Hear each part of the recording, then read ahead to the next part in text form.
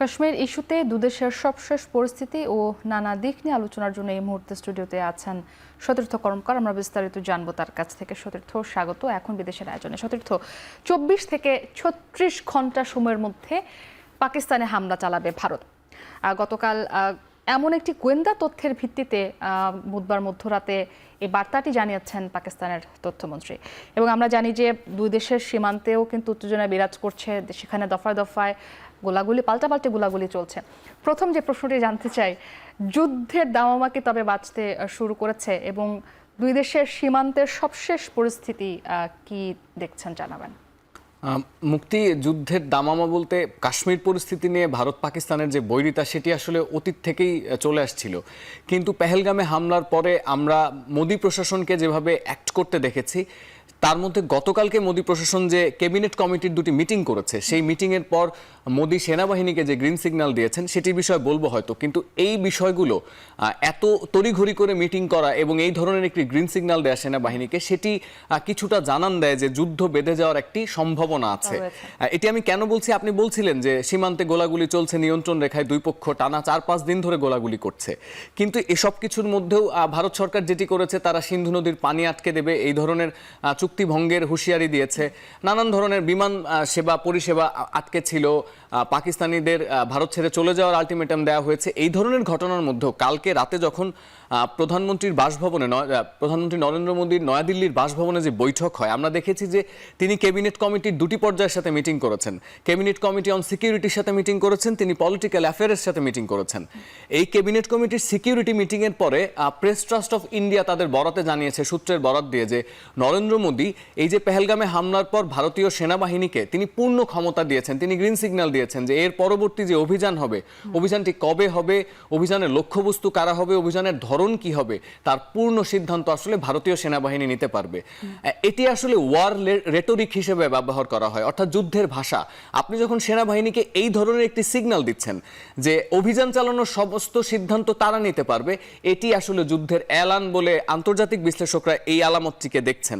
এবং আপনি যেভাবে শুরু করেছিলেন যে তথ্যমন্ত্রী যেটি বলেছেন যে 24 থেকে 36 ঘন্টার মধ্যে হামলা হবে, গতকালকেও কিন্তু পাকিস্তানের পররাষ্ট্রমন্ত্রী যুদ্ধ বেঁধে যেতে পারে এই ধরনের একটি শঙ্কা জানিয়েছিলেন।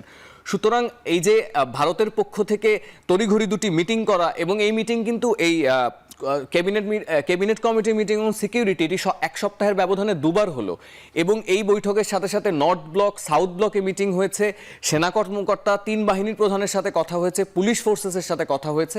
সুতরাং পাকিস্তান এটি বুঝতে পারছে যে ভারত আসলে এখন আক্রমণাত্মক একটি ভঙ্গিতে আসলে অবতীর্ণ হতে যাচ্ছে, তারা রক্ষণশীল রাজনীতি করবে না। অর্থাৎ সবশেষ দুটি মিটিংয়ের মাধ্যমে আসলে পরিস্থিতি কতটা উত্তপ্ত সেটি আসলে আন্দাজ করা যাচ্ছে। সতীর্থ, যে এবারে যে বিষয়টা বলতে চাই, যদি যুদ্ধ বেঁধেই যায়, সেটি কি আসলে পূর্ণমাত্রার কোনো যুদ্ধ হবে?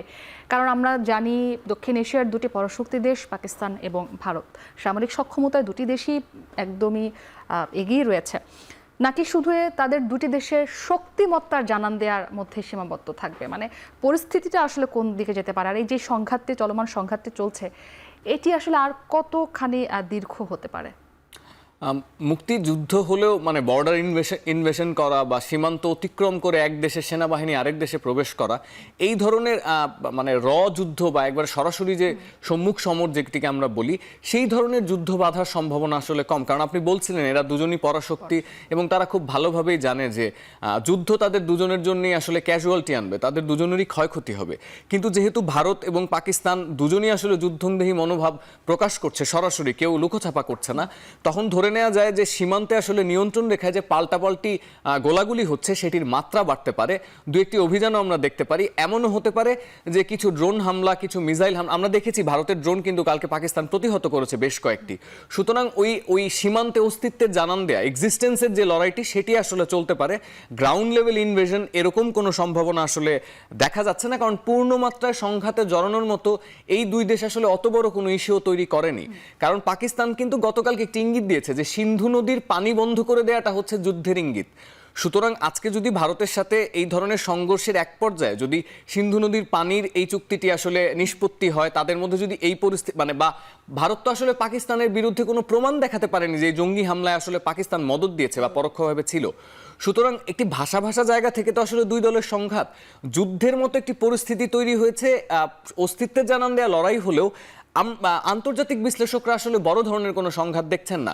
আপনি দেখেছেন যে এখানে একটু আমি বলতে চাই, যদি যুদ্ধ বেঁধেই যায় সেক্ষেত্রে বাংলাদেশ এবং দুটি দেশের যে প্রতিবেশী দেশগুলো রয়েছে, বাংলাদেশ, ভুটান রয়েছে, নেপাল রয়েছে, মিয়ানমার রয়েছে, নিঃসন্দেহে তো এই দেশগুলোতে প্রভাব পড়বে। সে প্রভাবটা আসলে কতটুকু হতে পারে, ক্ষয়ক্ষতির পরিমাণটা কেমন হতে পারে?